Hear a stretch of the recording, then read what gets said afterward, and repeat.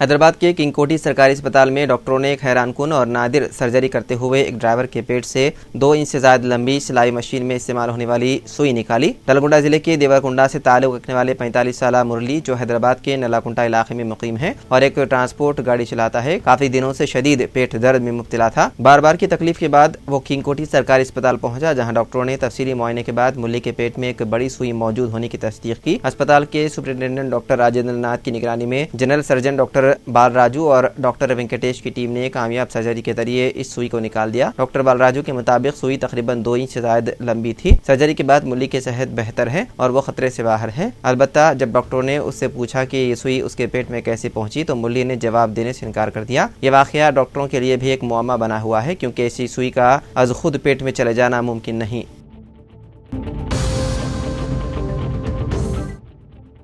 कांग्रेस के सीनियर कायद व हुकूमत तेलंगाना के मुशीर मोहम्मद अली शब्बीर ने ऐलान किया है कि वो दीगर कौमी कायदीन के साथ मुतनाज़िया वक्फ तरमीमी बिल को सुप्रीम कोर्ट में चैलेंज करेंगे। इस बिल को रवां हफ्ते पार्लियामेंट के दोनों ऐवानों लोकसभा और राज्यसभा में मंजूर किया गया और अब ये सदर जमहूरिया की मंजूरी के बाद कानून भी बन चुका है। मोहम्मद अली शब्बीर ने नई दिल्ली में मुनक़िदा हिकमत अमली के अहम इजलास में शिरकत की, जिसका एहतमाम Indian Muslim for civil rights यानी कि IMCR ने किया। इस इजलास में सुप्रीम कोर्ट के सीनियर वकील व साबिक़ वज़ीर ख़ारजा सलमान खुर्शीद, साबिक़ रुकन राज्यसभा मोहम्मद अदीब, साबिक़ MP दानिश अली और TPCC सेक्रेटरी जावेद अहमद और दीगर शरीक थे। शुरकाए इजलास ने लोकसभा और राज्यसभा में मंजूर वक्फ तरमीमी बिल की रोशनी में कानूनी और सियासी पहलू पर तफसीली गौर किया।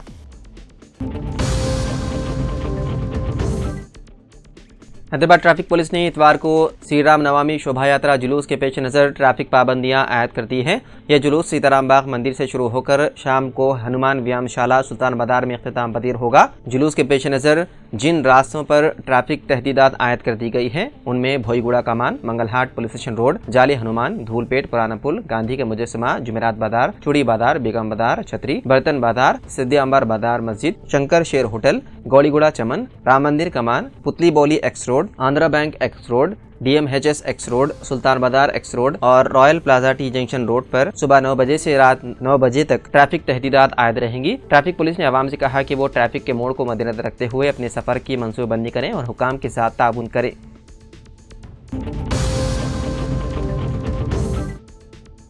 तेलंगाना के सूर्यापेट जिले में एक सड़क हादसा पेश आया, जिसमें 23 साल लड़की हलाक हो गई, जिसकी शनाख्त पलामरी गांव से ताल्लुक रखने वाली दासरी विजीत के तौर पर की गई है। यह हादसा उस वक्त पेश आया जब विजीत, जो रायनीगुड़म के करीब एक होटल में मुलाजिमत करती थी, मामूल के मुताबिक काम पर जा रही थी। होटल के पास सड़क पार करते वक्त हैदराबाद से सूर्यापेट की तरफ तेज रफ्तारी से आने वाली कार ने उसे टक्कर मार दी। टक्कर इतनी शदीद थी कि विजीत मौके पर ही हलाक हो गई। हादसे की इत्तला मिलते ही मुकामी पुलिस मौके पर पहुंची और नाच को पोस्टमार्टम के लिए सूर्यापेट अस्पताल मुंतकिल कर दिया गया। पुलिस ने सिलसिले में केस दर्ज करते हुए तहकीकात में मसरूफ है।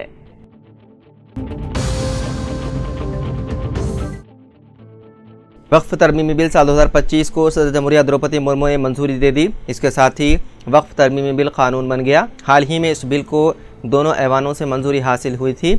वक्फ तरमीमी बिल पर चारशंबे को लोकसभा में 14 घंटे से ज़्यादा बहस हुई। उसके बाद तरमीम के मुताबिक वोटिंग की कार्रवाई की गई, जिसमें बिल के हक़ में 288 अरकान ने वोट दिया, जबकि 232 अरकान ने मुखालिफत की। राज्यसभा में बिल के हक़ में 128 अरकान और मुखालिफत में 95 अरकान ने वोट दिया। अपोजिशन की जानिब से पेश की जाने वाली तरामीम मुस्तरद कर दी गई। मरकज़ी वज़ारत अक़लियती अमूर के वज़ीर किरण रिजिजू ने वदाहत की है कि वक्फ तरमीमी बिल मुसलमानों के खिलाफ नहीं है और हुकूमत का मकसद किसी के मजहबी अक़ायद को नुकसान पहुँचाना नहीं है। दिल्ली पुलिस के वजीराबाद ट्रेनिंग सेंटर में बने माल खाने में इतवार की सुबह शदीद आग लग गई। आग इतनी शदीद थी कि इसमें सैकड़ों गाड़ियां जलकर खाकिस्तर हो गई। फायर कंट्रोल रूम को 4:30 बजे के करीब आग लगने की इत्तला मिली थी। मौके पर अलग अलग फायर स्टेशनों से आग बुझाने वाली 7 गाड़ियां पहुंची और 2 घंटे की मशक्कत के बाद आग पर काबू पा लिया। ज़राए के मुताबिक आग की लपेट में आने से 345 गाड़ियां जलकर खाक हो गई, जिनमें से 260 स्कूटी और बाकी 85 कार शामिल हैं। राहत की बात यह है कि इस हादसे में किसी भी जानी नुकसान की इत्तला नहीं है या कोई जख्मी नहीं हुआ।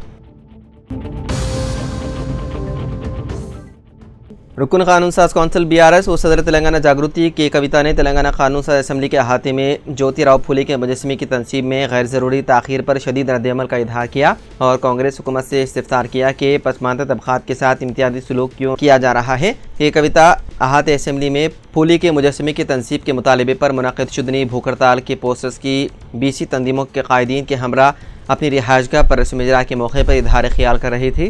कविता ने ऐलान किया है कि BC तंजीमों तेलंगाना जागृति और यूनाइटेड फुले फ्रंट के इश्तिराक से 8 अप्रैल को इंदिरा पार्क हैदराबाद में सुबह 11 बजे से शाम 5 बजे तक भूख हड़ताल मुनद्दम की जाएगी। उन्होंने अवाम से एहतजाज प्रोग्राम में बढ़ चढ़ कर हिस्सा लेने की अपील की। कविता ने कहा कि ज्योतिराव फुले ने अपनी सारी जिंदगी समाजी बुराइयों, छूत अछूत इस्तेहसाल के खिलाफ जद्दोजहद में गुजारी है।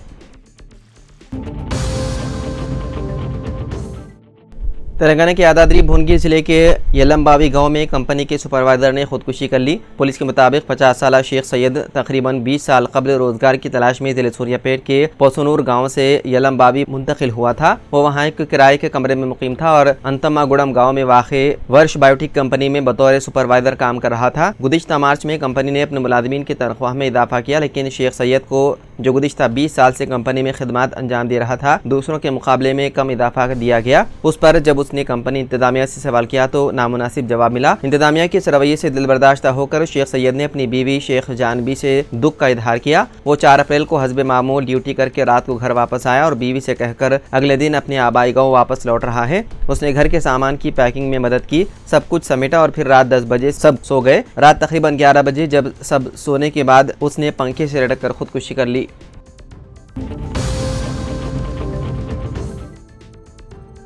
BRS के सरबराह व साबिक़ वज़ीर-ए-आला KCR ने कहा कि ताज़ा सियासी सूरत हाल का जायज़ा लें तो पता चलता है कि रियासत में किसी भी वक्त ज़िमनी इंतखाबात मुनक़िद हो सकते हैं। पार्टी के तमाम कायदीन इंतखाबात के लिए तैयार हैं। कांग्रेस हुकूमत से अवाम बदज़न हो चुकी है। मुस्तक़बिल में रियासत में जो भी इंतखाबात मुनक़िद होंगे BRS पार्टी भारी अक्सरियत से कामयाबी हासिल करेगी। BRS पार्टी के सिल्वर जुबली तक़रीब के सिलसिले में KCR अपने फार्म हाउस पर हर दिन 1 या 2 अददा की नुमाइंदगी करने वाले पार्टी कायदीन से मुलाकात करते हुए 27 अप्रैल को ज़िले वारंगल में मुनक़िद होने वाले जलसे आम को कामयाब बनाने के अलावा पार्टी के इस्तेहकाम पर तबादला ख्याल कर रहे हैं।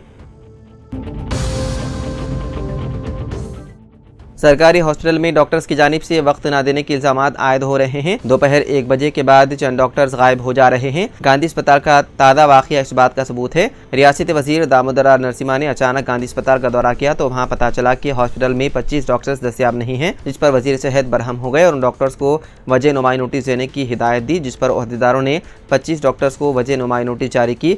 यह भी शिकायत वसूल हुई है कि चंद डॉक्टर्स 11 बजे के बाद OP में भी नजर नहीं आ रहे हैं। OP को जूनियर्स के हवाले कर देने की बड़ी पैमाने पर इल्जाम हो रहे हैं। बताया गया है कि गांधी अस्पताल और उस्मानी अस्पताल में खिदमत अंजाम देने वाले 30 से 35% डॉक्टर्स की खानगी प्रैक्टिस है या उनकी अपनी क्लिनिक्स है। नीलोफर, पेटला बुरुज, सरोजनी और दीगर सरकारी अस्पताल में खिदमत अंजाम देने वाले जूनियर डॉक्टर्स, PG डॉक्टर्स और दीगर अमले के लिए बायोमेट्रिक हाजिरी पर अमल किया जा रहा है।